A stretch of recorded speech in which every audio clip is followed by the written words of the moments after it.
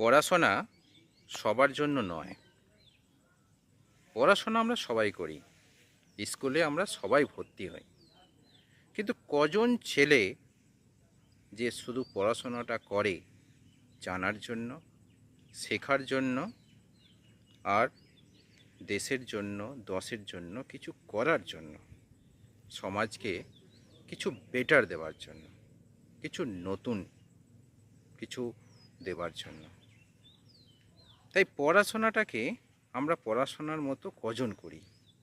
পড়াশোনাটাকে যদি পড়াশোনার মতো করতাম, তাহলে আজকে দেশে অনেক ডক্টর বি.আর. আম্বেদকর, অনেক ডক্টর এপিজে আব্দুল কালাম অনেক জন্ম নিত। তাই পড়াশোনাটাকে পড়াশোনার মতন করুন।